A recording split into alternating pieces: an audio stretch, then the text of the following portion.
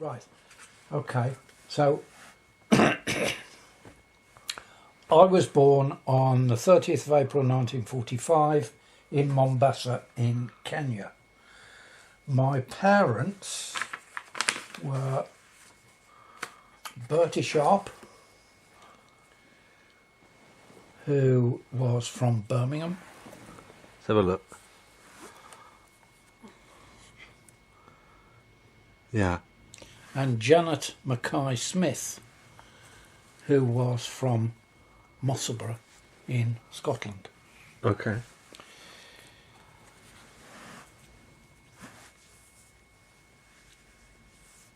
Where's Mossaborough? It's just outside Edinburgh. It's about 5-6 miles out from the centre of Edinburgh. Uh-huh. You've been to Mossaborough. You've been Right. through Mossaborough. Okay. Do you That's where. remember when we went to Port Seaton? Is that where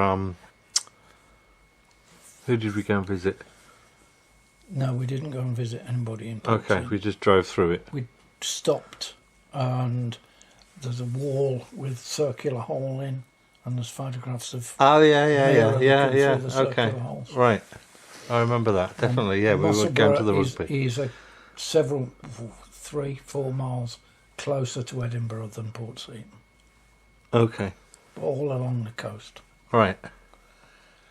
Um, It was very windy. it was very windy. It was Quite February. wet. It was February Yeah. when we went. Yeah. So So that's them in Mombasa. that's them in Mombasa. They didn't know each other before they married. Mm-hmm. They'd gone out to Africa independently. My father, as far as I can ascertain, was a trainee public health inspector, Right. and he joined the Territorial Army in round about 1938. Mm-hmm. So before the war, although pretty much everybody knew that war was inevitable. Okay. My mother joined the Women's Royal Naval Service, the Wrens, WRNS. Okay. Wrens. And they were both completely independently posted to Mombasa, ultimately. Mombasa was a major supply depot during the Second World War. So why did she join the Wrens? Don't know. Okay. There's no family connection with the Navy. Don't know anything about why she chose But it's a it. coastal area. Yeah, but yes. No, is there a big port? Well, Leith was the biggest port, but not really. Not a big. Rosyth is a big naval base, but that's some distance away. Okay. No real connection to the Royal Navy at all. Okay. And I don't really know why she joined. I think it was for a lot of people at the time, an opportunity to escape from a not very promising life in Scotland, in Britain, Yeah. in the late 1930s. Right. So this gave the opportunity of some adventure, I suppose. Right. Some- Sounds like some adventure, new doesn't it? horizons. Mombasa. It does sound, yeah. Yeah. She wouldn't, of course, have had any choice as to where she went. Right. She could just as easily have spent the whole war in Portsmouth or maybe in Edinburgh, and they would never have met. Do you know who's in this picture apart from those two? I don't, no. It looks like they're in a tent, doesn't it? It does look like a tent, yeah, I don't know. Okay. So, this is my dad. My dad was in the Royal Army Medical Corps, as I say. And, The Royal Army Medical Corps. yes, he wasn't a combat soldier. Yeah. His job was twofold, as I understand it. Firstly, he was part of a team which was there to ensure that the food standards for the troops Right. were maintained at a... So he just carried on doing his normal job, but for the Yes. military. Yes. Okay. The other thing that he was doing was he was part of a unit which was involved in mosquito control. Okay. Because, of course, one of the problems about sending people to the tropics Yeah. is not only do they get bitten by mosquitoes, but as a result they get malaria. Yeah. And my dad did, in fact, get malaria. Oh, okay. And he suffered... Malaria is one of those illnesses that stays in your blood. The virus stays in your blood. And you can have a recurrence. Okay. So he did have a number of recurrences of malaria. I didn't know that. And I knew about that. Yeah. When I don't know how old I was. I wasn't, certainly as a teenager. Yeah. I knew he had recurrences of. You just don't think, do you, about, well, if you're setting up a big army base somewhere, you probably need a guy to make sure that it's clean. Absolutely. You don't really think about that. You don't think about that. I mean, that's the whole thing. Of all the people that were involved in the war, a relatively small proportion of them were actually fighting. Yeah. All the rest were support people. Infrastructure We're people. absolutely essential. Yeah. Because on their own, the fighting people couldn't fight. Yeah. So that's him looking quite smart in his uniform. Yeah. And there's a couple of photographs of them together in Africa.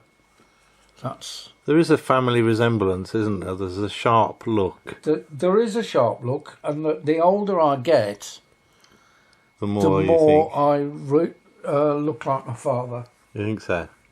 And my dad always looked like his father. Right.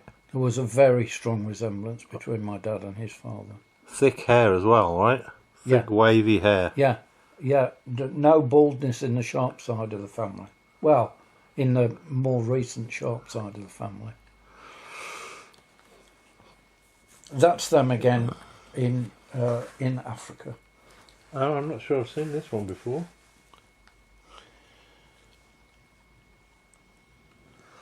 That's an odd picture, isn't it? Perched on the stairs. Well, yes. Yeah, it is really. And there's other photographs of my dad before he went to Africa, which I think you've seen, most of them. That's him and his best friend. This one's... And that's another one of him and the same best friend. Hang on, I like this one. This one's great, this picture. Now, I don't know this man's surname, but his Christian name was Douglas. Right. And you can see from his uniform, he was in the RAF. Okay. He was a bomber pilot. And he, his plane was badly damaged in a raid. I don't know where the raid was to. But he managed to get it back to his base, which was probably in Lincolnshire, but I don't know. But he couldn't. It crashed on landing, and he was killed. Oh. And that's why I'm called Douglas. Yeah. Smoking cigarettes there, I see. Yeah, smoking cigarettes. Cigarettes were sexy. People smoke cigarettes. Yeah.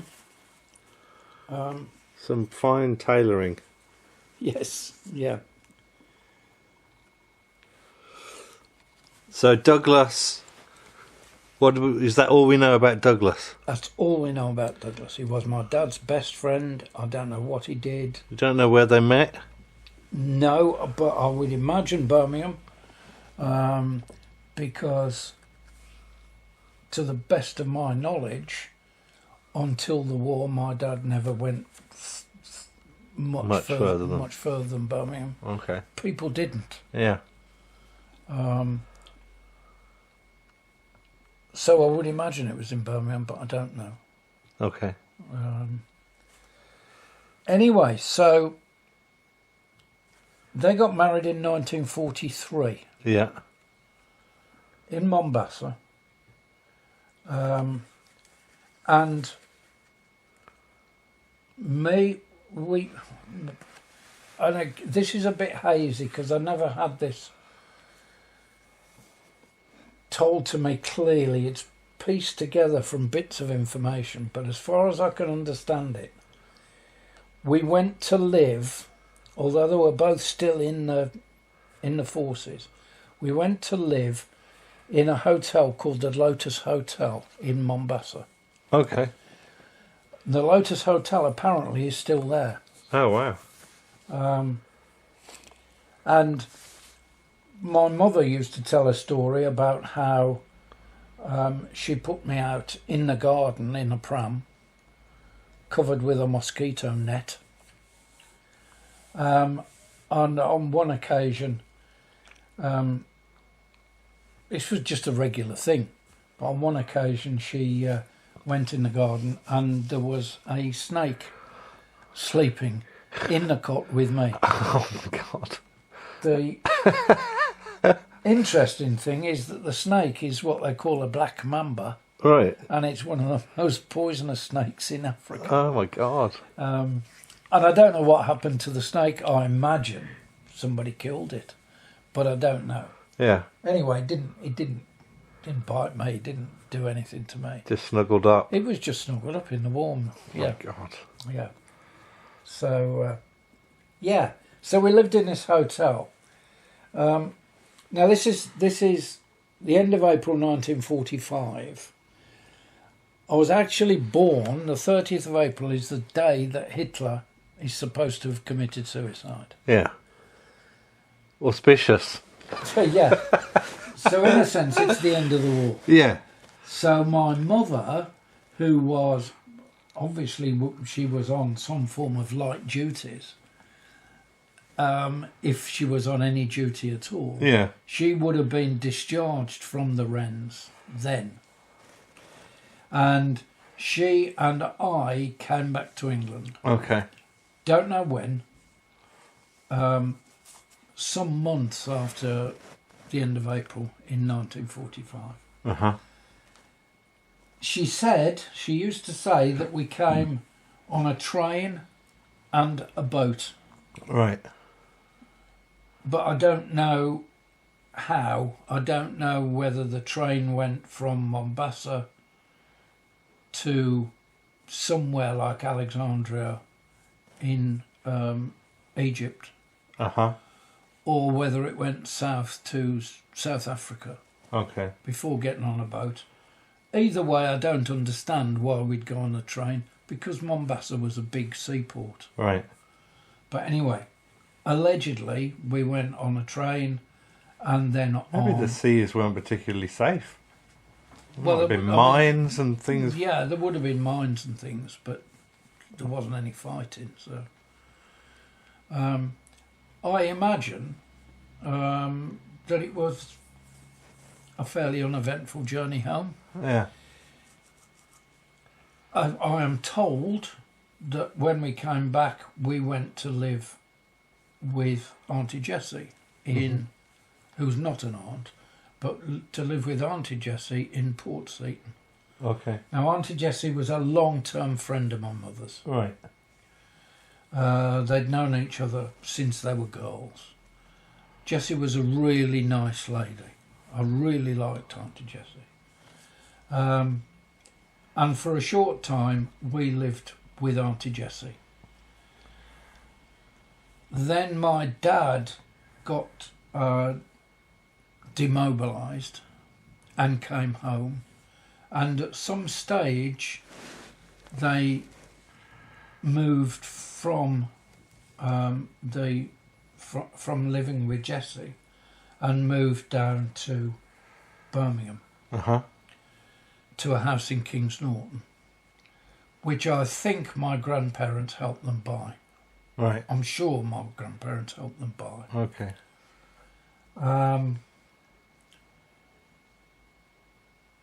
My dad must have come back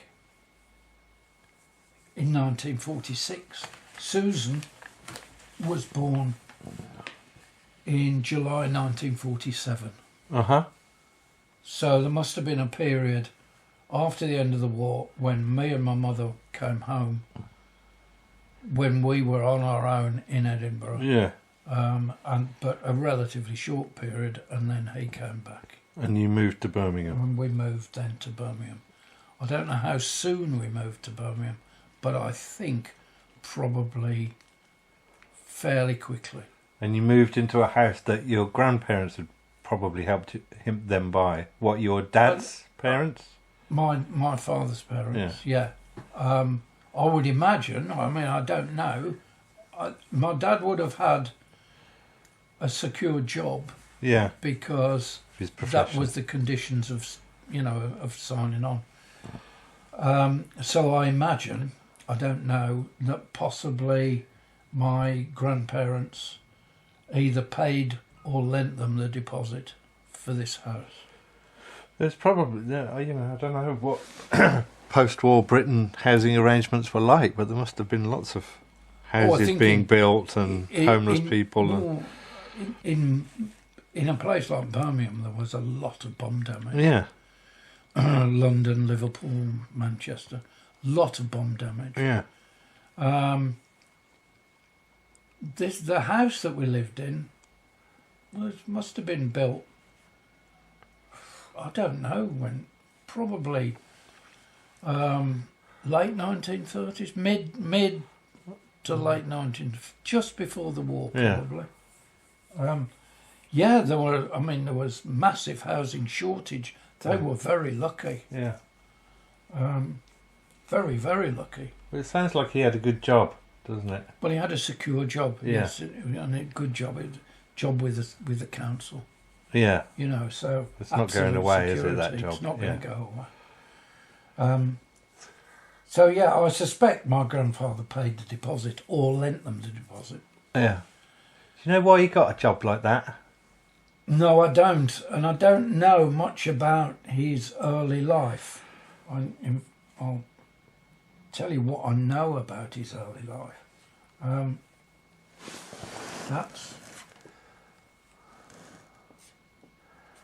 That's actually me. Oh yeah. Let me have a look.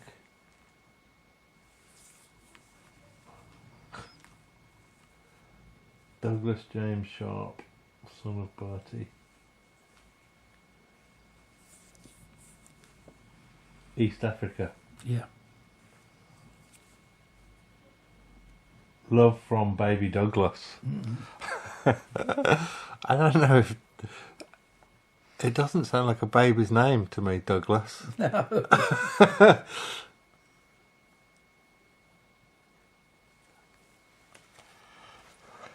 And this is my dad. Oh, wow. Goodness me. He was always a big lad, wasn't he, your dad? Yeah. Like, right from the word go. Yeah. He looks like him as well. And a bit like you. Yeah. He also looks a little bit like a girl. Oh, but yes, he does. And I think that was the thing in those days. Yeah. Yeah. What's he doing? Stood on a bench? He just stood on a bench to take the photograph. Yeah. He was also obviously not terribly happy at having his picture taken. Well, no. I don't know if he is big, so much as just wearing lots of clothes. Well, he's wearing a lot of clothes, isn't he? Yeah. A lot of quite bulky clothes. So when's that taken then? That's got to be taken... I would think he's probably... nearly 100 years ago, isn't it? Yeah, I'm trying to think. He would be He's got younger to be than Joni, but probably... not much more. Yeah, not much younger. Yeah. Yeah. 2.5, maybe? Yeah. So that'd be early 1920s. Right, 100 years ago. 100 years ago, yeah. Right. So, as I say, Susan was then born in 1947. born in July 1947. Yeah. And we lived in Kings Norton, in this house in Kings Norton, which was an ordinary 3-bedroomed house. I've got vague memories of it, but not a lot. At the back of the house, there was some waste. It wasn't really waste ground. It was called Clark's Field, and part of it was maintained, and it was a cricket pitch, Yeah. and part of it was just rough ground. Okay. And at the back of the field, there was a canal. All right. That sounds like fun. Yeah, well, I think it probably was. I don't really remember much about it. I do remember a bit about it. Did they used to play cricket? Well, my dad played cricket. My dad played cricket for the council. Oh, wow. He was a good cricketer. My Yeah. dad was a good cricketer. And he liked cricket. But did they play on this waste ground? No, I Not don't really. think so. I don't think so. So there was the cricket field, then there was this waste ground, and then there was some really rough. It was waste ground, but it was really, it had brick rubble and all sorts. All right. Maybe some bomb damage. But it might have been. I doubt it. There were, but yeah, I mean there was industry around there, so Yeah. it is possible that was bomb damage. And we used to play in Clark's Field. All right. And we used to, I mean, you know, in those days, you just went out to play. Yeah. And we played in the road. There was no traffic to speak of. And we played in Clark's Field. And yeah, I suppose it was fun. I don't know. It sounds like fun, doesn't it? A waste ground and a canal. Yeah. I wasn't as nervous about canals and water in those days. On firework nights, you could buy much better fireworks than you can get now. All right. Well, they weren't better. More dangerous. They were more dangerous. And what you could do, old-fashioned bangers, you could light them and put them on the surface of the water, Right. and they'd shoot along Oh, okay. on the water, Right. and then explode with a little shower of water. That was quite fun. Things like that. Yeah. Anyway, so that was there. My grandparents lived in Haunch Lane, which is in King's Heath, Okay. in a house which my father remembers being built. Ah, wow. So Is it still there? it's still there, yeah. And they were the first occupants. Oh, nice. It looks like a council house, Yeah. but it wasn't. And that must have been... My dad was born in 1918, and he remembers visiting it while it was being built. Yeah. And then he spent his whole childhood and early adult life in this house in Haunch Lane. Okay. Oh, where's Haunch Lane? Is it far from the main drag? It's not far. Where would you know in King's Yeah, Heath? probably not many places, to be honest No, with you. I no. did live there briefly, Yeah. but yeah. There was a park just over the road. Okay. It's not that big a place, really, is it, King's No, Heath? it isn't. I don't think you ever went to the house. No. It was a little house. They lived in, obviously they slept in the bedrooms, but they lived in one room. Yeah. They had 2 rooms downstairs, a reception room, which was the best room, which you never went in, Right. unless it was for something very special. Yeah. Had the best furniture in, always had flowers in the window and that sort of thing, but you did not go in it. Yeah. And then the other room which was the dining living room, which was the room that you lived in. Right. And then there was a kitchen and a sort of a lean-to veranda thing, which I think probably my grandfather built. Okay. And in the garden, there was this huge concrete air raid shelter. Ah, right. What, underground? Well, partly underground. Okay.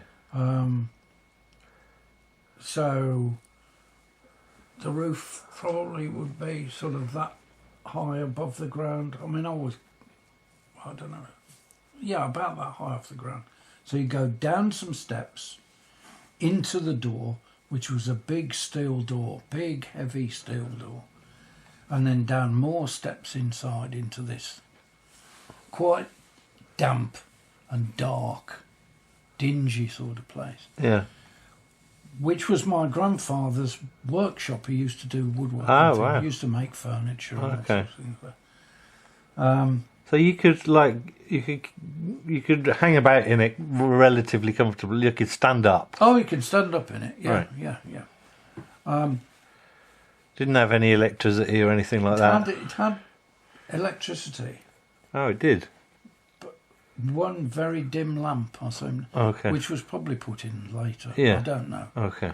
I was never allowed in it on my own. Oh. In case what? Oh, it's got. Well, it had tools and Right, things, I and I see. just wasn't allowed in it on my Okay. own. Fair enough. And in honesty, when I was quite little, I was probably a bit scared of it. Yeah, no, it sounds a bit scary. Yeah, I probably was a bit scared. Yeah.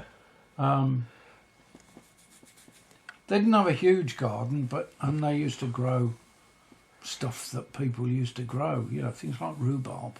Yeah. But it was a nice enough house. Yeah. It was okay. It was a comfortable house, but it was the only house my grandmother ever lived in. Right. She was a bit downtrodden. Yeah. No, she wasn't. She was a lot downtrodden.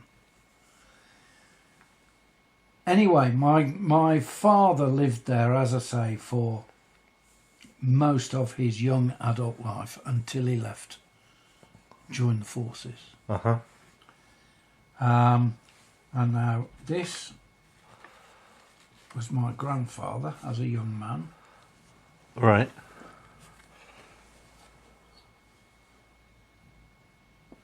Yeah, well, he certainly looks like your dad. Doesn't he? Yeah.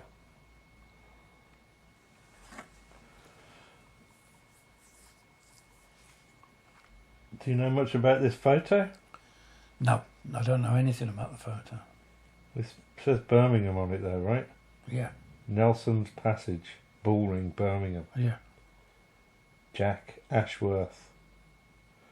So this is just like a That's a proper photography studio. place to go and get your picture taken. Yeah, Put on your best suit and your absolutely. Your best hat and your best suit. hat, which is like is it a sort of like a straw hat, right? I think so, yeah. A dashing young man, really. 1895. That's when he was born, yeah. Ah, that's when he's born. So that's not when this is taken. No. This is taken 1920 something.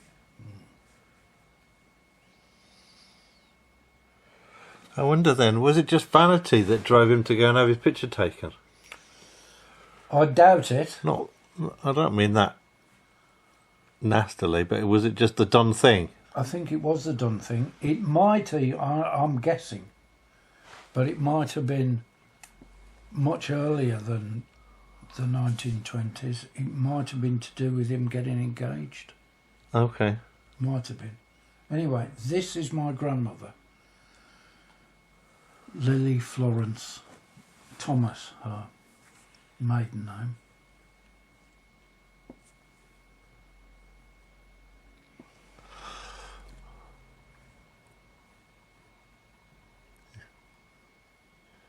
Now, her father was a shoemaker.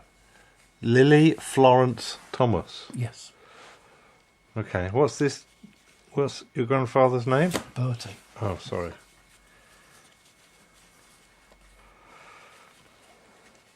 Do you know anything about this picture? No.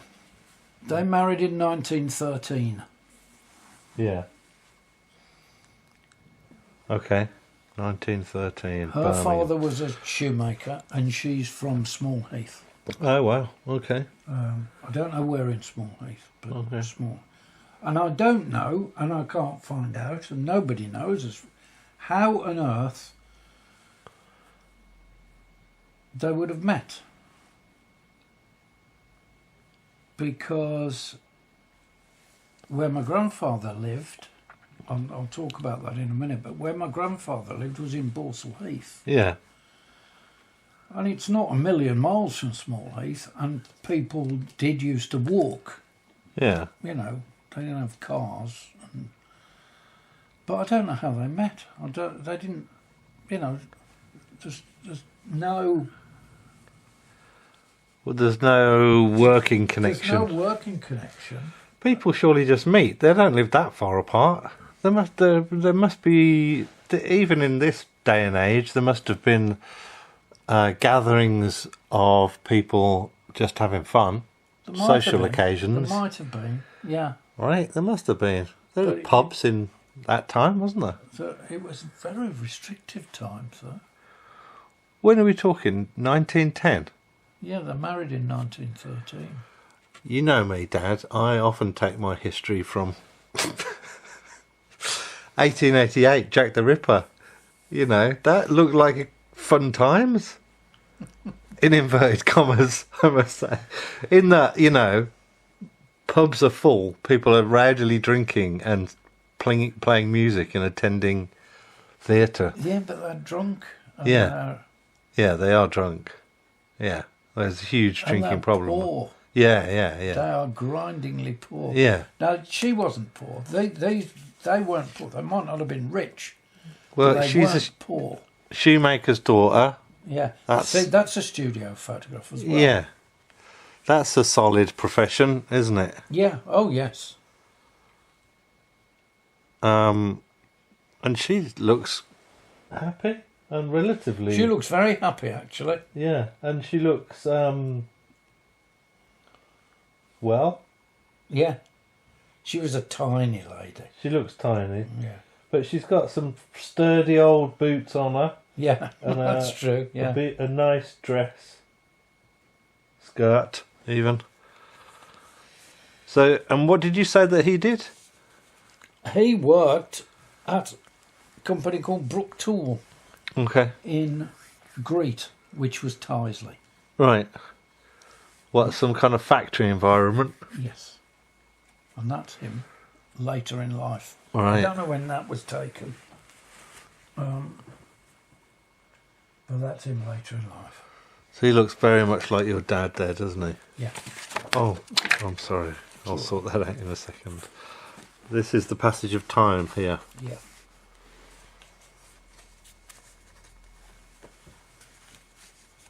That's not changed that much, has he? No. And as far as I know, they lived with his parents in a road called Vincent Parade in Borsall Heath. Okay. Unfortunately, Vincent Parade was heavily bombed during the war, so the house doesn't exist anymore. Okay. I have been told that it was a little bit bigger than most of the houses in that area because it was built as the schoolmaster's house. Oh, nice. But there must have been quite a lot of people living in there. Okay. I don't know that they definitely lived there as a married couple. And I don't know that my father was born there or lived there. Yeah. All I know is that they moved into the house in Haunch Lane some in mid-1920s. Right. So how many kids did they have? One, Oh. my dad. Oh, okay. Just had one. Well, that's unusual, isn't it? Yeah, yeah. I think in those days, yeah. Yeah. So I don't know why. Okay. Maybe they only wanted one. I don't know. Yeah. But anyway, yeah, Vincent Parade, Borsall Heath, a part of Birmingham, which, like much of Birmingham, has gone through a lot of change, social change, was never a posh part of Birmingham. No.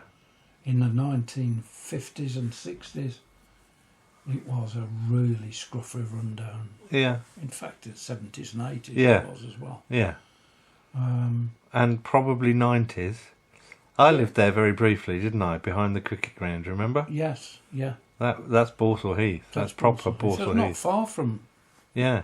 Vincent. Is it not? No. Okay. That's weird, isn't it? What, Yeah. what would you just... That bit of Birmingham, what bit of Birmingham, geographically, how would you describe that? Oh, it was. Is it North Birmingham, South Birmingham, Central Birmingham? Not central. Birmingham's a funny. Birmingham is an old established town, been in existence since the Middle Ages, Yeah. but it was relatively late in growing Right. large. Uh-huh. I don't know when Birmingham became a city, but it's easy enough to find out. But it grew very rapidly at the end of the 19th and particularly in the early part of the 20th century as a city. Yeah. Before that, it was a very important town, Yeah. lots and lots of industry, lots of different skills. Engineering, light engineering, that sort of thing, Yeah.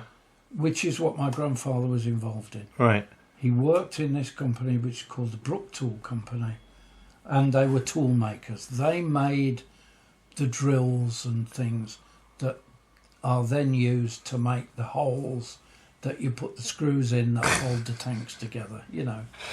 So would you describe that as quite skilled work, or do you Well, think it's unskilled factory work? I think the thing is, it's highly skilled, but it's also quite unskilled. There's a range of Right. work Roles. that goes on, Yeah. and it's my understanding that my grandfather was self-taught Yeah. as an engineer, Okay. but he was very, very skilled. Right. He had a very, very high reputation and became the works manager and a director of Brook Tool. Oh, wow. When he retired, he was a director and Oh, was wow. works manager. But everybody who I've ever spoken to who knows anything about the Sharp family Yeah. says that he was very clever, very skilled and self-taught. Okay.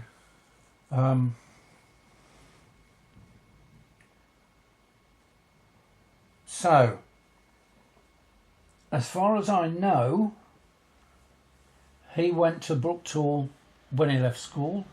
He would have probably left school when he was 14, Yeah. and he stayed there the whole of his working life. Because it was engineering, it was considered to be a reserved occupation, so he didn't get called up Ah, to fight in the First World War Right. or the Second World War. goodness me. So, But surely those places will have been converted to some kind of military focus. oh yes, Yeah. yes, yeah. I mean, everywhere was, all Commandeered. around Birmingham. All of the car companies Right. were either making aeroplanes or tanks, Yeah. or Yeah. machine guns or something like that. So everything would have been converted. Yeah. So that's what he would. And as far as I know, as I say, he worked for his whole working life in the Brook Tool, Okay. as did a very significant proportion of the rest of the family. Ah, right. Okay. He opened the door. No, because this man, John Charles Sharp, who's his father, Yeah. also worked at Brooktool. Uh-huh. So, not a lot of family resemblance No. there. It's gone, hasn't it? It's not there at all, is it? No. That's weird. I don't know, maybe there's a bit There's not a lot. in the eyes. So he worked in that place all his life from 14, ended up a director, and his father had worked there too. Yes. And his brothers. A couple of his brothers worked there.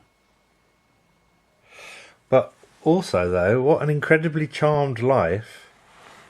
One, to have had a job like that all your life, but two, to dodge the two horrific wars. Especially the First War. Right.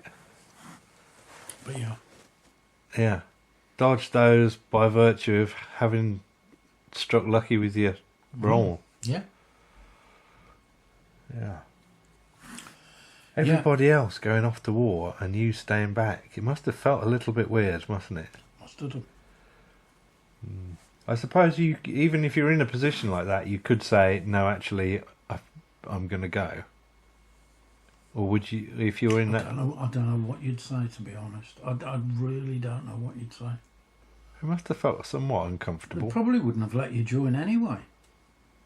What, because you were needed here? Yeah, but you know, if you turned up and said I want to volunteer, They'd have just said no. they'd probably say no.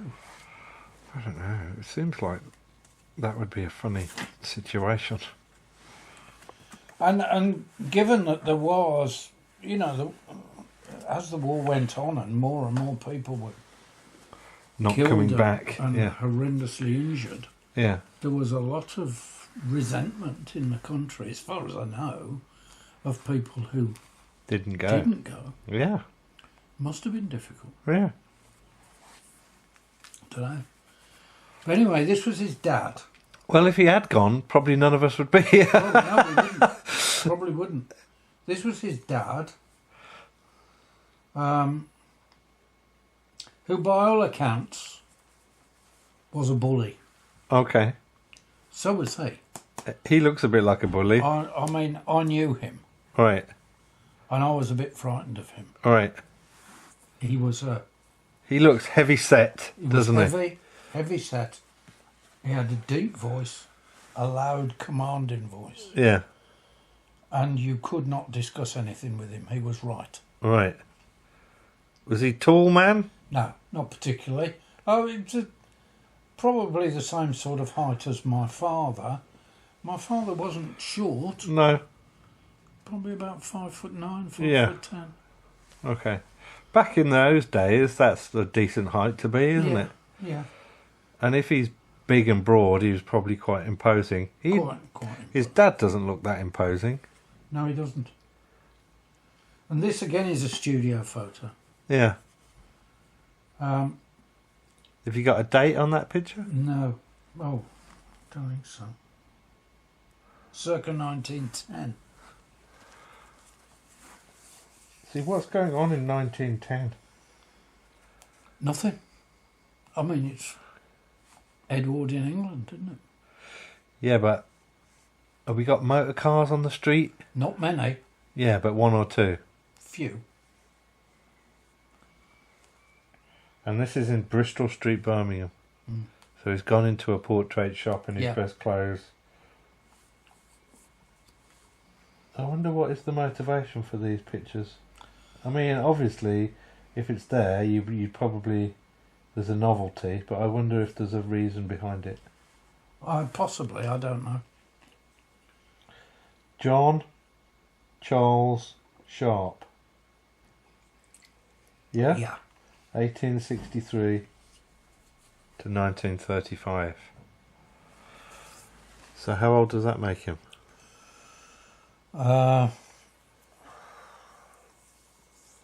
70? He died just as war was breaking out, Second World War. Well, as the war clouds were gathering, really. Yeah. He's the man who was run over on a brand new pedestrian crossing. Okay. Oh, drunk. Yeah. Stepped out in the road, put his hand up, and was knocked over. He was drunk, and I've seen a copy of his death certificate, and it says one of the contributing factors is delirium tremens, Right. which is drunk. Does he look a bit like he likes a drink in this picture? He doesn't look hugely well, does he? No. He looks a bit pale. Yeah.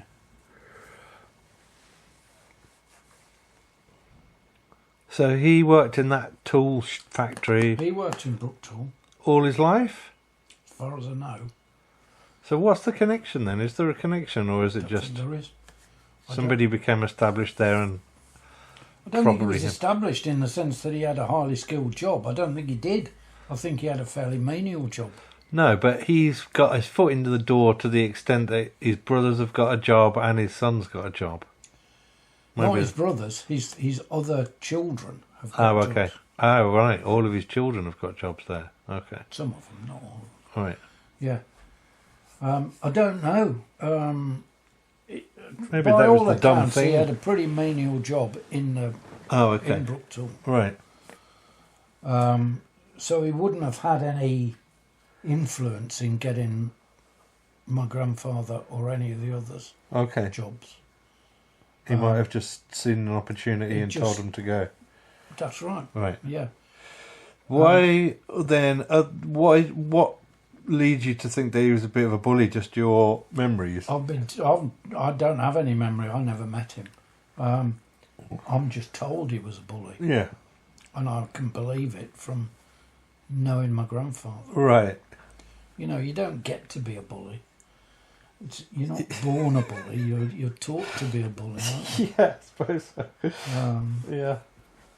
So yeah.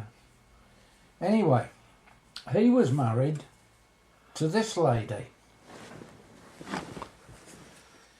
John Charles was married to Yes, this lady. this is Emily Dutton. Dutton. Oh yeah. Okay.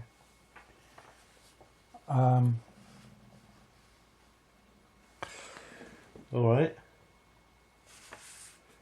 Again, this is Bristol Street, Birmingham. Yeah. She looks kind of old. Yes, she does. So these two pictures are taken together, right? I would Right imagine on the they're same taken day. Together. Yeah, I imagine they are. Yeah, husband and wife. Yeah. But they're not sat next to each other. No. They want their own individual ones. Thank you very much. Yeah. See, they're not poor. No, she's got a nice outfit on. I don't. Yeah, it's hard, isn't it, to work out? But they're not wealthy either. No. Her father was a brass founder. I have got a very poor quality photograph of him. They had 7 children. Right. That's including my grandfather. Okay. One of those 7 children was... You won't be able to read this, I think. I can't find it now. Right, William James Sharp. And this is William James Sharp.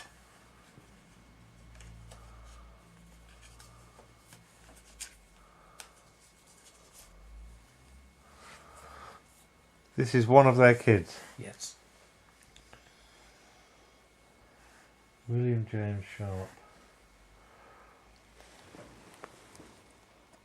Uh-huh. Does he look like us? Don't know. And this is a funny card. Yeah. Age 15. Oh, did he die age 15? Poor old William. Yes, he died. Oh. what happened. Well, they don't know exactly what happened, but he was apprenticed to a building company, Yeah. and he was working on a building in Bristol Street in Birmingham. Yeah. They were stacking some timber or something. Anyway, he fell. Nobody knows why he fell. Yeah. There was an inquest. There were other people there, and they all said there were 2 other apprentices, and they all said we weren't fooling about. Yeah. There is a suggestion, and this goes back to your question about not being cars. Yeah. There is a suggestion that a car went down the road, Oh, and they had a look. and he leant over the scaffolding to see this car because it was unusual, Right. and fell off the scaffolding. Oh, God. So he broke his skull Oh, God. and died about 5 days later of meningitis. So he's 15. He was and 15. Up the scaffolding, building a building. Oh, yeah, yeah. So he's one of the 7 children. Okay. Of the 7 children, there's my grandfather, there's him, there's Leslie, who was the youngest, who by all accounts was a very clever young man, but his father, the drunk, wouldn't allow him to go to grammar school and continue his education. Uh-huh. And he made him leave school, and he went to work in Brooktool, Okay. and spent the whole of his life working in Brooktool. Right.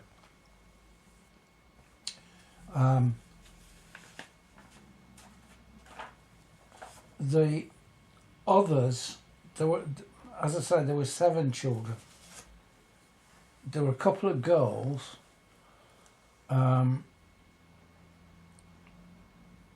There was Auntie Nellie, Yeah.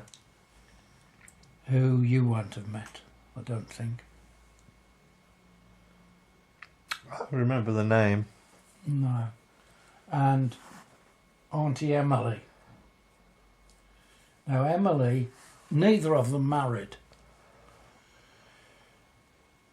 Nellie was a big woman, and she was by no stretch of the imagination a good-looking woman. Right. If you wanted to be cruel, you would say she was ugly. Yeah. She was ugly. She lived up to her name by the sounds of it. Yeah. I think she was quite a nice lady. I really do think she was quite a nice lady. I think she was quite embittered. I think probably the 2 sisters were probably victims of the First World War.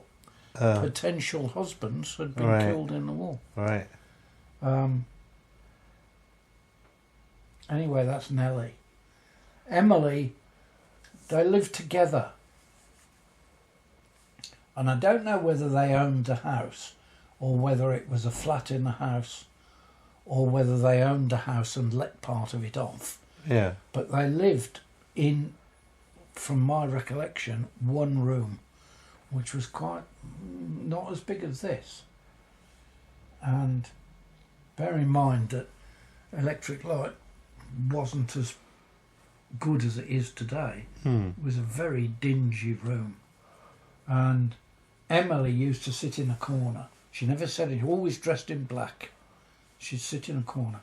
And I don't remember Emily ever saying a word to me. And I was scared of both of them. Right. I really was scared of them. But I do think, I think Nellie was probably quite a nice woman. Yeah. But she was put upon. No doubt in my mind, she was put upon. She's probably, there was a thing in those days. She was the daughter who was always expected to be the one to look after the parents Yeah. in their old age. Yeah. And I think she was that one. Okay. So even if there'd been for potential for her to get married, I don't think she ever would have done. Okay. I think it was... Her opportunities were limited. Yeah. But, I don't know. I could be completely wrong Yeah. as far as that's concerned. But that's it. So there were others who spent some time of the boys, who spent time in Brooktool, but didn't necessarily spend their whole working lives there. But Les did. Now Les is Margaret Sharp's father. Ah, right. Okay. So Margaret Sharp strictly is my father's cousin. She's not my cousin. She's my second cousin. I see. So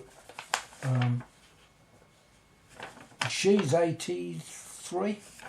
She's hale and hearty and still alive. Yeah. She's all right.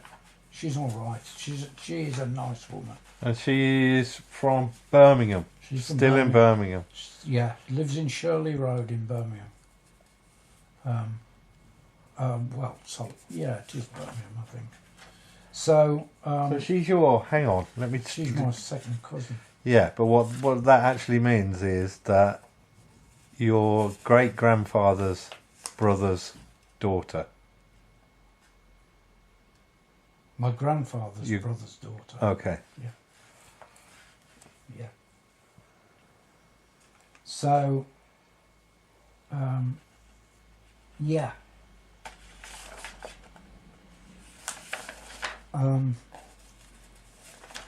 So that's essentially that generation. So they're more typical.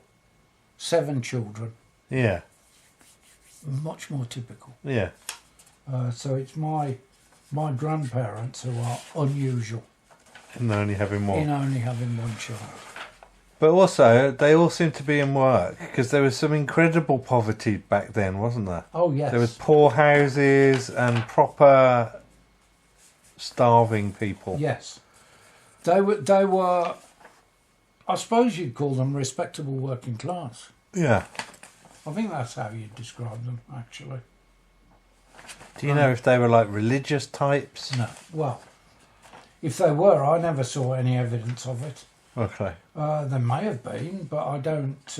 It wasn't a front and centre part of their life. No, not at all.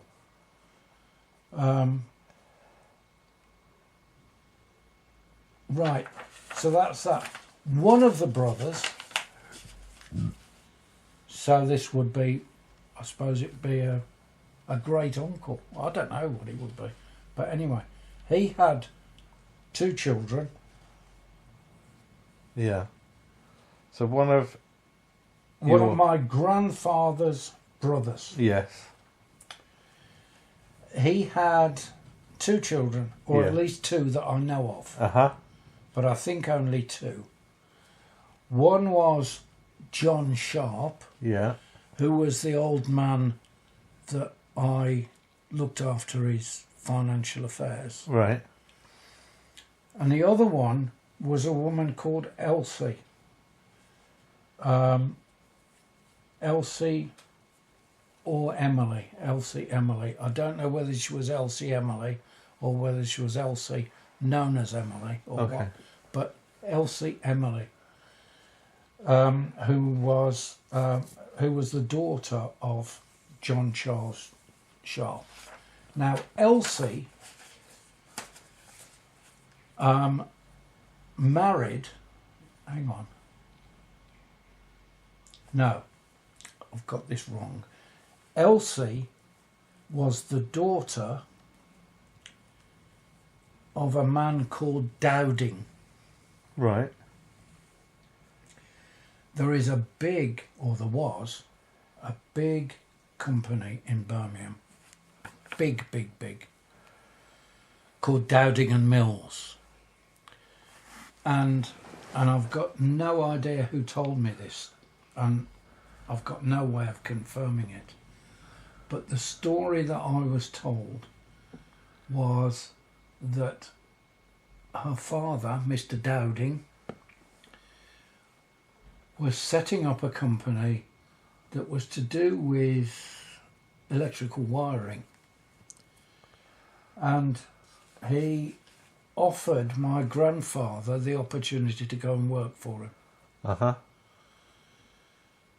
I don't know what the offer was. I don't know what the level of opportunity was, but he offered him this opportunity.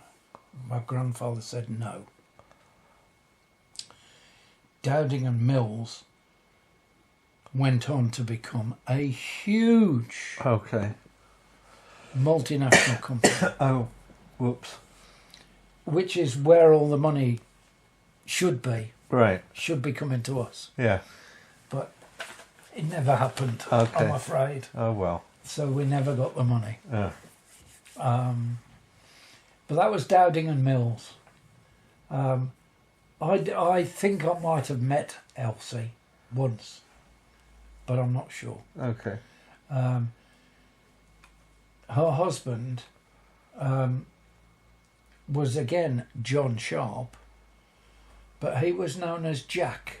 He was Uncle Jack. Okay. And you may not remember this, but you had a friend who used to live in Moseley. Don't think it was in Anderton Park Road, but near there. Something to do with Jake? Jake's cousin or brother or Okay. sister or something. Yeah. You used to go and visit them anyway. Yeah. On the corner of Church Road and Woodville Road in Moseley, there's a big Georgian house. Right. It's not a tall house, but it's a big house. Apparently, Uncle Jack used to live there. Ah, right. Okay. And apparently I have been in that house to visit Uncle Jack. I don't remember it. But it's a nice house. Okay. A really nice house. So yeah. So in Moseley Way, it would have been, Jake lived in a house in Moseley Oh, Way well, briefly. yeah. Yeah, Yeah. big shared house. Yeah. Anyway, so that's that. Then this John Sharp, this one, Yeah. that's his father. He was also John Sharp. So hang on, can you help knit this together for me? Who's this That's in relation to your grandfather? that would be Your grandfather's brother's... my grandfather's grandfather. Oh. I thought that was your grandfather's grandfather, the guy who got run over. That was my grandfather's father. Oh, okay. This is his dad. That's his dad. I see. He looks like a cowboy. No, he was a butcher. John Sharp, Master Butcher of 54 Unnit Street, Hockley. Unit Street, yeah. He died aged 29. Yeah. God, he looks older than 29 there. The story with him, He's a big lad as well, isn't he? he's a big man. He's the a big butcher, man. though, so Butcher, that's- big, strong man. that's probably why, right? Yeah. He was married to a woman called Mary or Anne Harris. Yeah. And so they had I don't know how many children they had. No, I sort of do. I know they had 3 children. I know they had 2 daughters. Yeah. And then his wife was pregnant again, and she had a son. He went out celebrating the birth of his son. Yes. Sons being more important than daughters. Yes. Agreed. And I don't know whether he was found in the street and taken home, Yeah. or whether he went home and was taken ill at home. Yeah. But anyway, he got pneumonia or bronchitis and died, which is Okay. why he died so young. What, from exposure? From being drunk Being drunken and outside? outside. Yeah, exposure. Yeah. Oh, God. So he passed out in a corner Well, somewhere presumably. and yeah. got hypothermia and Got then... on. Yeah, yeah.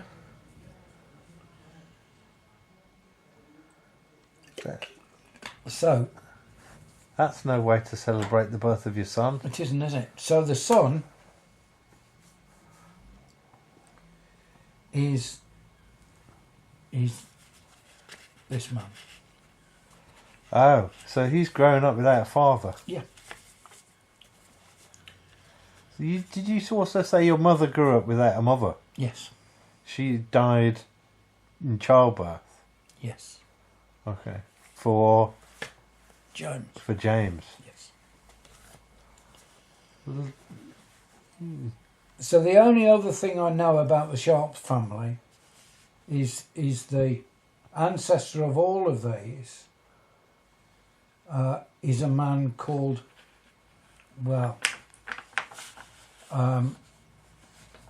called James Sharp, who married in 1821, Uh-huh. married a woman called Mary Esson, Esson. Yeah. And I don't know how many children they had, but one of them was the butcher. Right. So that's the family tree down Yeah. to me that I've been able, and other people have been able to trace. So what does it mean to be a butcher there, then? Do you own the livestock? Are you a farmer? Not a farmer. You're just a... it's just the end bit. In You just- truth, I don't know, but certainly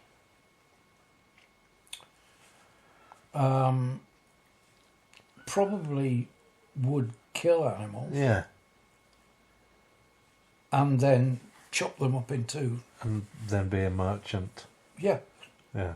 probably have a shop with an area at the back where you'd kill the animals and chop them up. Yeah. I think it may well be that it was all more subdivided than that, and that in actual There was a fact, slaughterhouse somewhere. yeah. Yeah.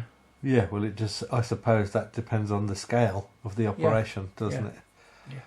If you're a local butcher, you're probably doing it yourself. Yeah. Yeah. But that's not skilled work, is it?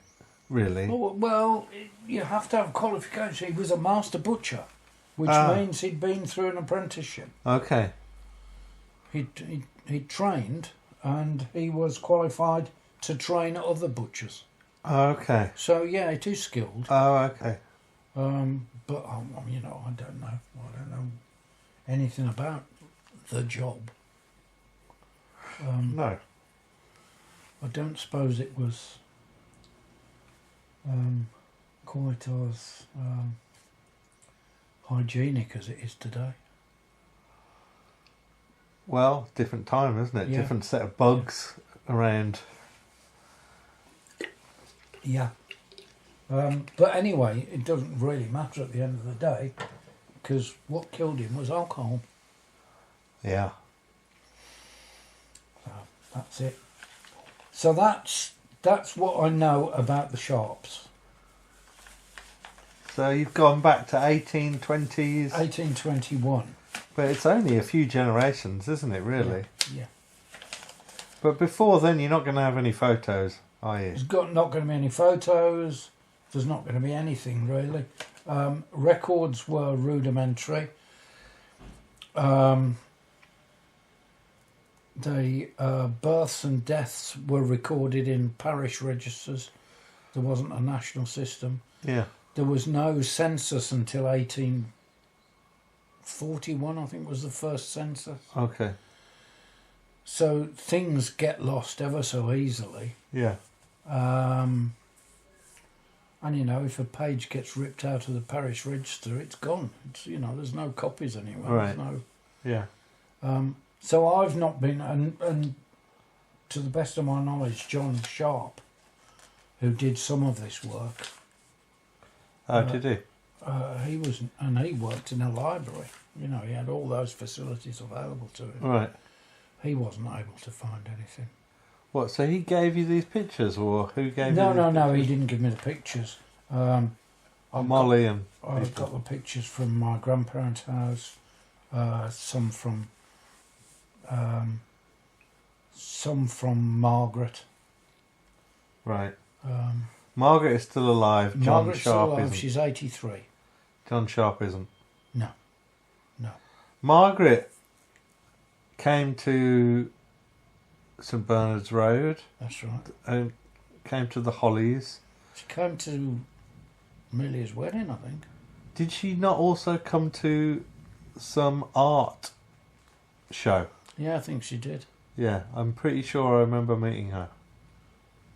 She's a nice woman. She never stops talking. She's a nice woman.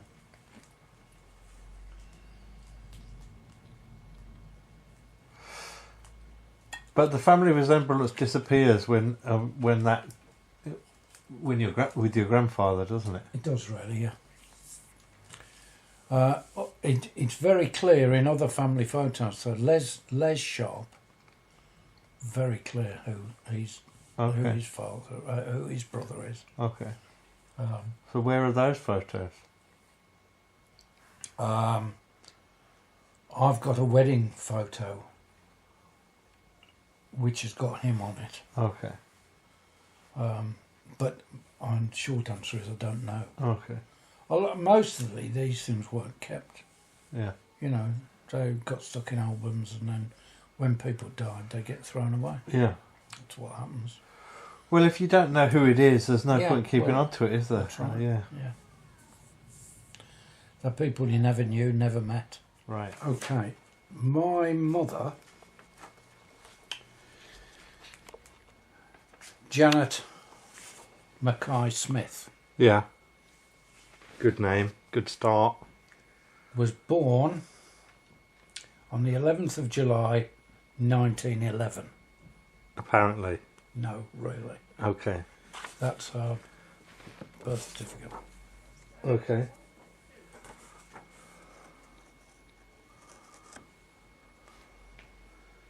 Right. Janet Mackay Smith. Yeah. July 17th, 10:30. No, 1911. No, I think it says 10:30 a.m. Oh, right. Yeah. Yeah. Yeah. 10:30 hour. Yeah.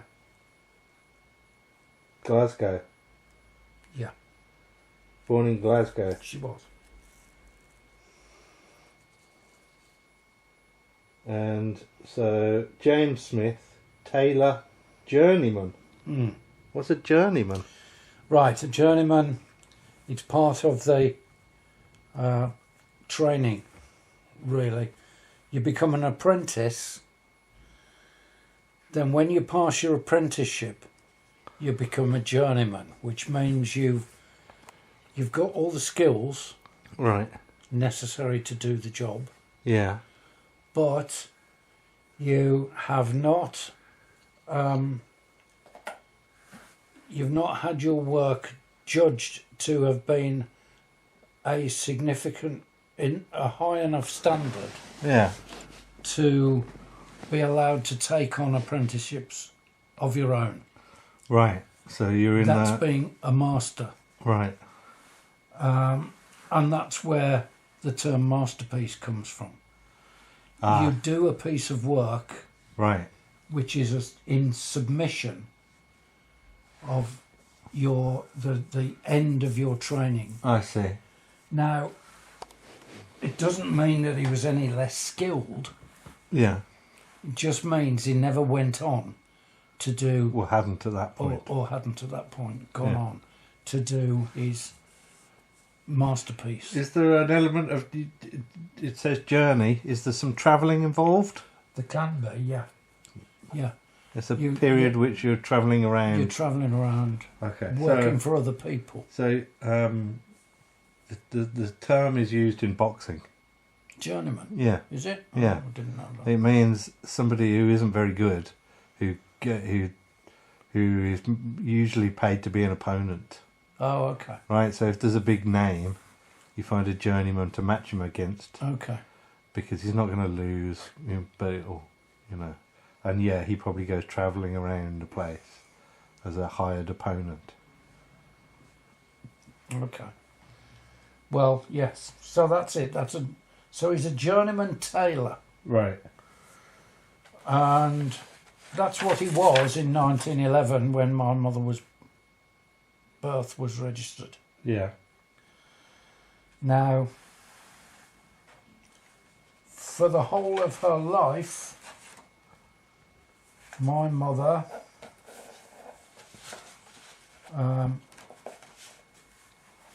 pretended that she was born in 1917, not 1911. Uh-huh. And this is a copy of a birth record for my mother, which is dated 19... Put this light on if you... That's it. So this is a doctored certificate of birth. Well, it's a certificate of birth which purports to say that she was born in 1917. Yeah. Done very well. Yeah. Yeah. Well, it doesn't appear to have been changed. Doesn't appear to have been changed, but it must have been changed. Oh, really? Yeah, Well, because okay. she wasn't. That's... No, but can't it have been issued? Would it have been issued at the time or issued? This is... Well, I don't know what the rules were in Scotland in the early part of the 20th century, but I would imagine you'd get at least one of these, Yeah. which is your official birth certificate. Yeah. Well, that is the birth certificate. That's a certificate of Birth. entry in the register of births, which is slightly different. Okay. Well, I'm not sure what the distinction is here. But one says, is the date the same? July the 11th. July the 11th, yes, that's the same. Okay. I don't know. To be honest, now you say it, the date does look a bit different, doesn't it? It does, but it's very well done. Yeah.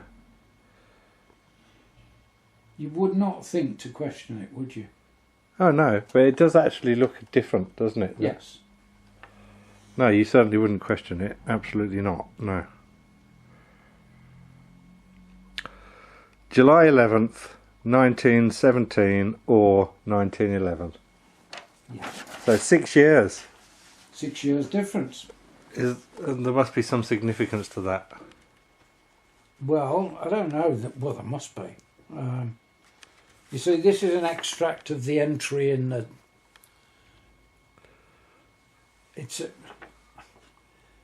There's an entry in a book, and then you get this certificate. This is just a certificate of the end. This is saying This is a copy of the entry in the book. This isn't a copy of the entry in the book. This is the certificate that's issued at the time. Okay. Yeah, but having said that, is this really 110 years old? No. No. No, I got this. Oh, okay. Because while I was doing the research, I could not find any record of my mother's birth. Right. And eventually, it was just dogged, just simple and straightforward detective work, really. Yeah. Eventually, I found her in 1911. Okay. So there is no doubt at all That she was born in 1911. she was born in 1911. But she had documents to the... Did she have a passport and stuff like that? She didn't have a passport because she went abroad as a member of the forces. Okay. She wasn't going on a holiday or anything. No. But she never went on holiday. Abroad? Yeah. Not until... Well, she had a passport much later on, but she could use that. Right. And this is a certificate of marriage Yeah. in Mombasa Yeah. in 1943. Yeah. Can't remember the actual date in 43. Uh-huh. Gives her age as 26. Yeah.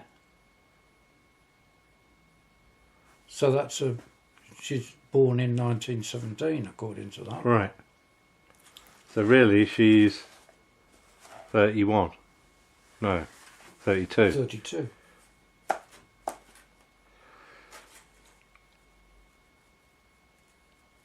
Mombasa. Yeah. Father's name and surname, Bertie Sharp. Rank or profession of father. Works? I don't know what that says.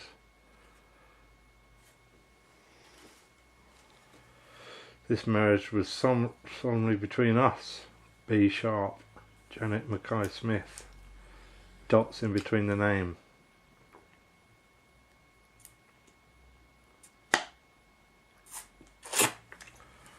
So she's not being straightforward about her age at the age of 26. That's right.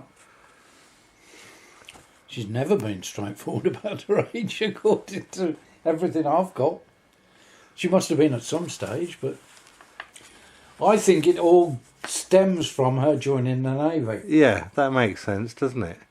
Yeah. So how long before that did she join the Navy? Well, surprisingly, what I've got here is her service record.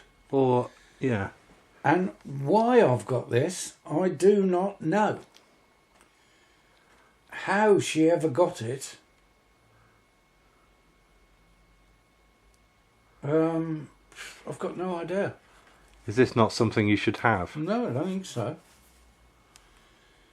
Anyway, date of birth, 1917. For some reason, it was originally written as 1914. God. But she's actually here, 1917. She's crossed it out. Yeah. Or someone's crossed it out. Yeah. Oh, but they've crossed out the address as well. Well, she did, at one stage, I believe, live in New Street in Musselburgh. Yeah. But the address they've got here, Weems Place in Edinburgh, is a very posh part of Edinburgh. Well, was then. Probably still is, but it certainly was then. Yeah. So, in 1941, in September 1941, she joined the Navy. So in real life, she was 30. Yes.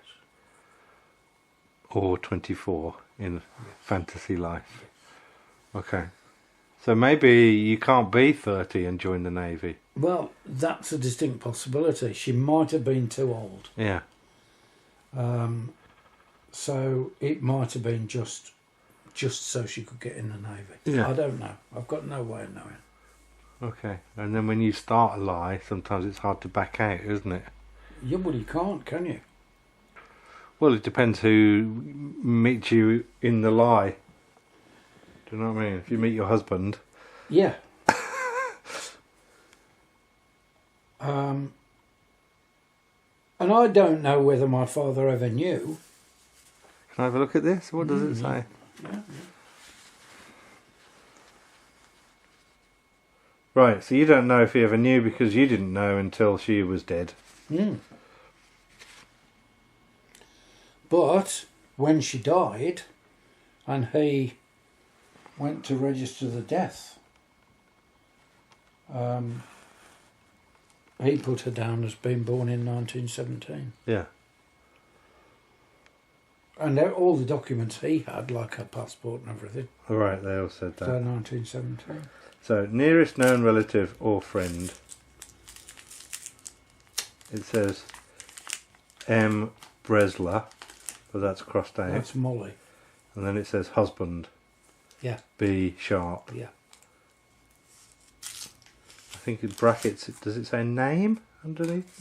I can't remember. See what that says. Date and place of something. Date of enrolment 15th of September. Date of commencing duty.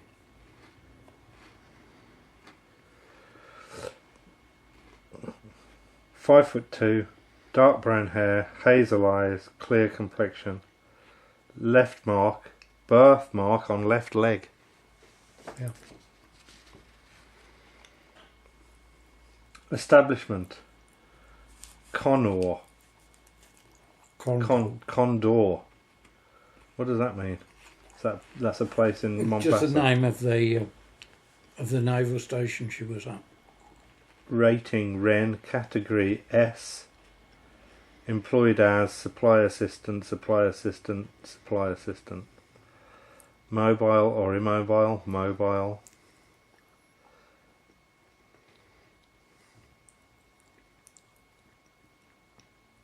Cause of discharge.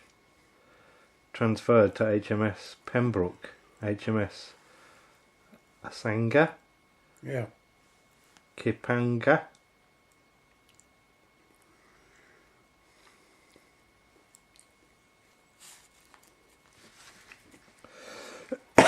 So was she on boats? No. No, women didn't serve at sea. Okay, but it says HMS. They call all naval stations. Ah. I don't know if they still are, but they were always called HMS. Character VG. So it says in this that you can either have a character 1 or 2, and then it says VG. Which, It's my hearing aid. oh, is it? Which stands for very good, right? Yeah, So there's room for improvement, right? Could have been excellent, but no, very good. And efficiency, average. Okay. Assessing officer.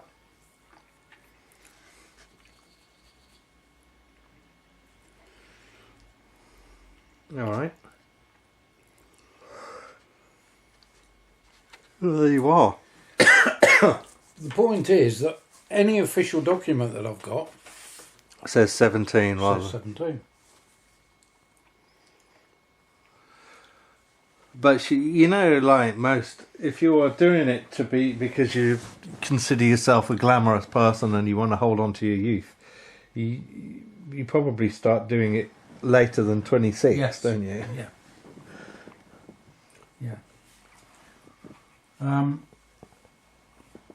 So that's a bit of the mystery of my mother.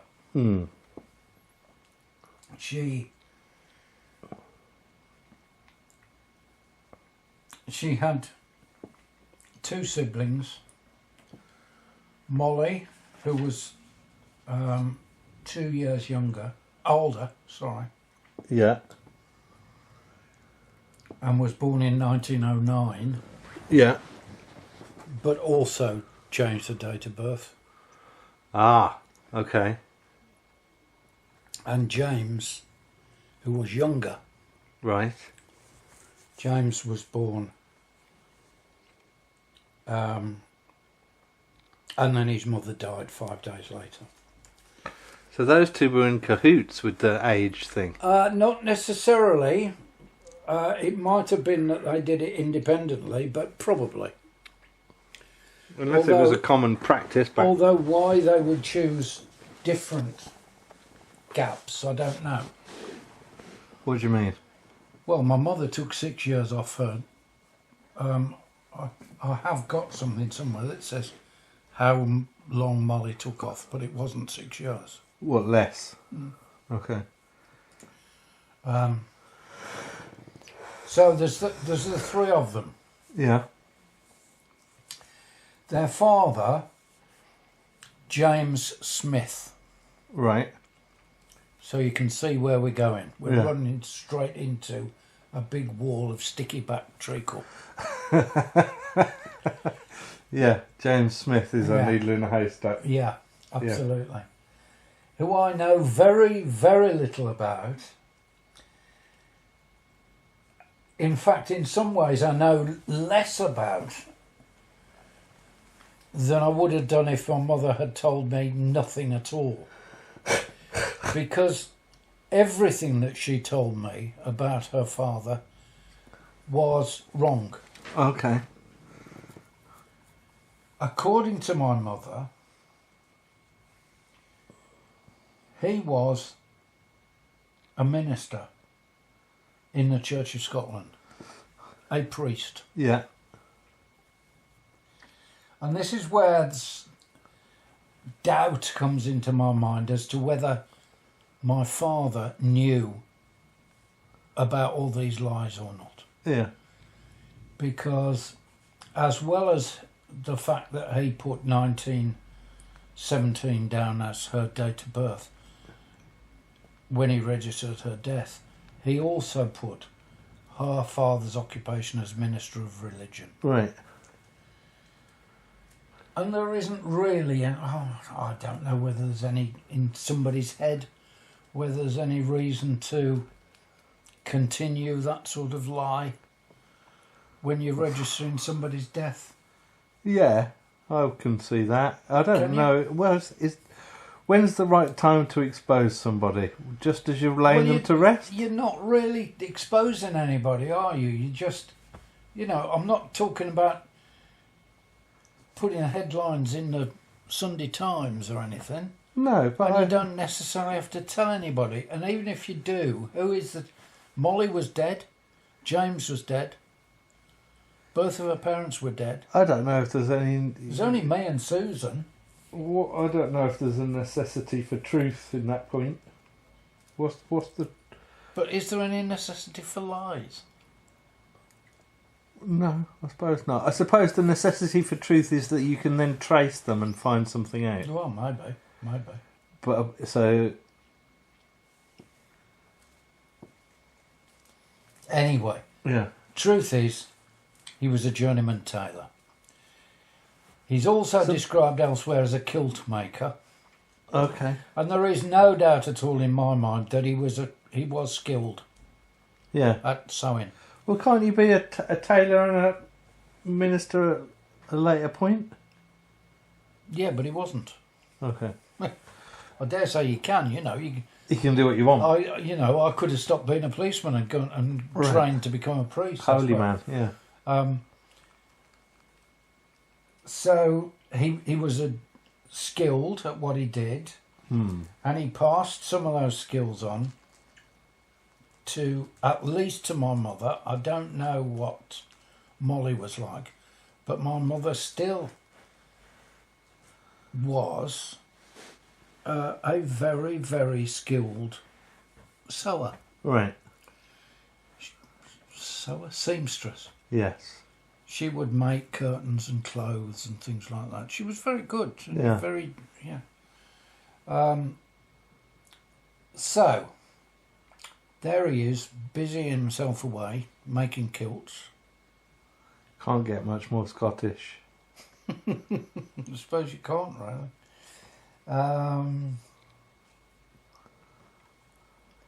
Yeah, maybe. Supposedly as a minister of religion. And what is some brimstone Scottish version of religion here. No, Church of Scotland is very, very like a bit of a watered down Church of England. Okay, all right.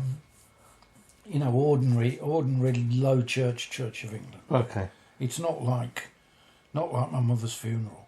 okay. You know, you'll be damned in hell if you do this, that, or the other. It's not like that. Yeah. So there they are. And then the next, it's chronologically, I'm telling you this out of order, but it's the only way to try and make any sense of it.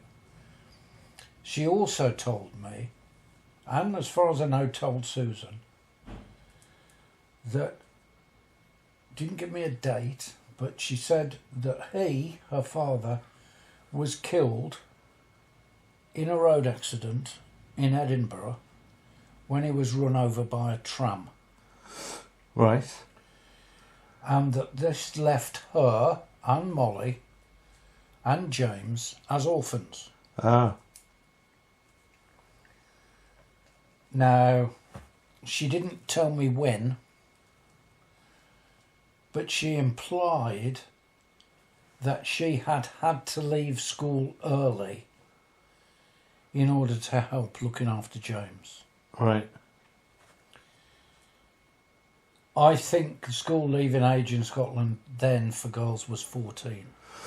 So her mom died when she was 11, and apparently her dad died when she was 13, 14. Yeah, but her dad actually died in 1936.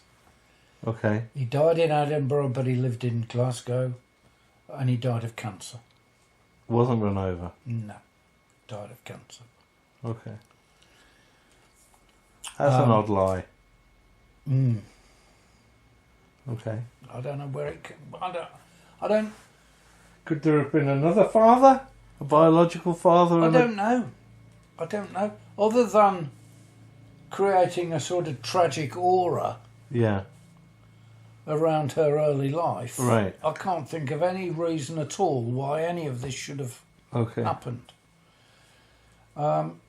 Maybe it was just a plea for sympathy and understanding and for somebody to care for her. I don't You know know. what? Having no mom is enough, surely, of a story. Do you need to add no dad? They were different times, weren't they? So we've got a couple of road accidents going on, haven't Yeah.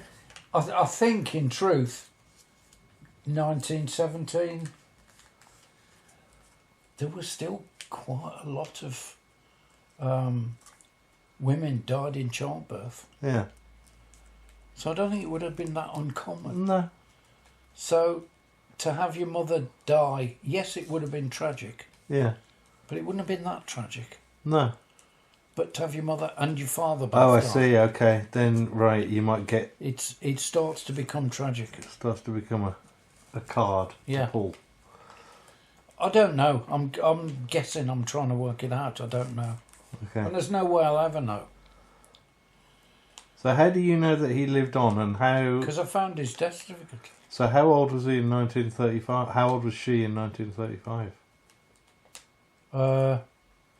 She would have still been young, Yeah, like 20 or something. 20 in her 20s. Yeah, Oh, but an adult. Okay, but hang on. How old was she? That's another Yeah. question. Assuming she was born in 27, Yeah, in 17. yeah. Which she wasn't. No. No, you know. Yeah. So she was an adult. Okay. And he died of cancer. He died of cancer. But he must have, for how long we don't know, looked after her on his own. Them three on his own. Well, we don't know.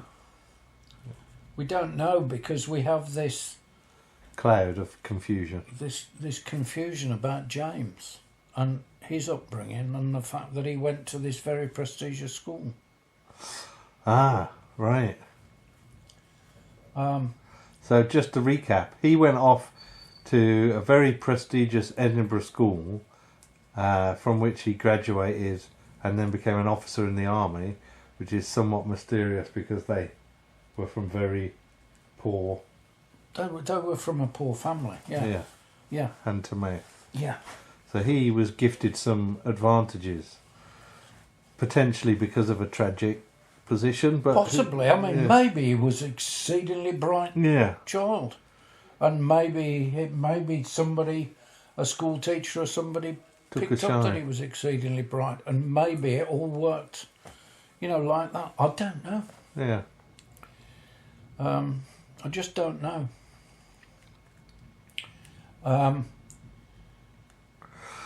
Yeah, that's a weird set of mysteries, isn't it? They both changed their age. Yeah, but they both changed lots of things. I mean, that basically is my mother. Now, Molly's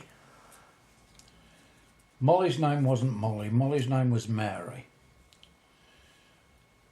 And Molly was known not as Mary Mackay Smith. She was known as Mary Robertson Smith.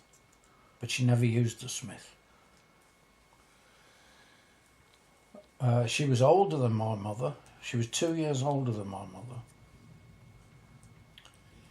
mother.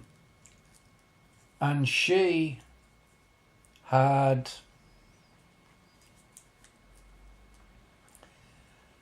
pretensions, I think would be the best way to describe it. She claimed to have been an opera singer. Okay. She claimed that her father, the kilt maker, Yeah.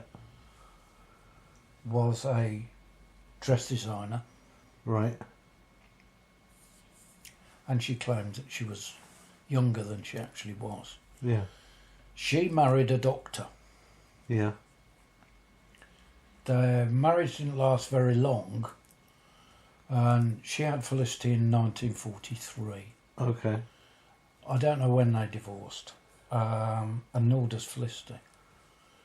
But they divorced, and she had nothing to do with Max, her ex-husband. And she didn't even tell Felicity when Max had died. Okay. So, and she lived the whole of the rest of her life as this rather embittered woman who lived her life through her daughter, who happened to be clever. Felicity. And she was clever, and she went to Oxford. And Molly lived her life through Felicity, followed her around the country, and sort of when Felicity married a very wealthy man from New York, Molly sort of took the view that it was Felicity's responsibility to look after her in her old age, and they fell out. Oh. They never got on very well anyway, but they fell out. Okay. So Molly had woven as complex a life as my mother had. Yeah. Poor old James, I don't know whether he knew any of this. I suspect he didn't. James was born in 1921, in December 1921, and his mother died 5 days later. Yes. And that's quite not uncommon in those days. Yeah. Complications arising from Birth. And then we don't know, I don't know, and there's nobody who can tell me what happened to James after that, other than we know that he ultimately joined the army, Yeah. that he joined the Cameron Highlanders, and he went to Italy, to Sicily, and he was killed in August 1943 in Sicily. Killed in action. That's all I know. No detail, like shot or blown up or... No details at all. All I know is that letter from the Right, soldier, which that I doesn't showed. give those Doesn't kind give of. any details. But that letter was written by somebody in his command. Yes. Yeah. 1943. I do know, because I've looked it up, it was a very fierce battle. And that was written to his sister, Molly. That was written to Molly. Because at that point he had no mother or father. No mother or father, no. Okay, so she would have been the next of kin. Yeah. There is some confusion about that because I've got some information from his army records which show his next of kin as Mr. and Mrs. Sharp of Birmingham. And I can't get to the bottom of that at all. I don't know where that came from. Well, how does that work? It doesn't work at all. I don't know how it happens. But I haven't got his full army record. But there was no sharp connection at that point, was there? No. Unless there's some kind of time travel. Yeah. Okay. Alright. Mm. So next of kin, your unborn. Well, it's, Well, yeah. it's weird. Next of But kin, in your truth- sister's husband. Future husband. In truth, my mother didn't keep anything. I don't know whether James was in regular communication with my mother. He certainly was in very regular in touch with Molly, because I've got some of the letters. Uh-huh. My mother didn't keep stuff. She threw stuff away. Right. So I don't know whether she got letters and threw them away, Yeah. or whether he didn't write to her. I don't know. So anyway, so that's James. So there's 2 sisters and a brother. What are the letters about? They're just chit chat, Oh, Okay. okay. Nothing significant in them. Okay. I mean, I haven't read every single one of them, Okay. but there's absolutely nothing significant in them. So their father, James Smith,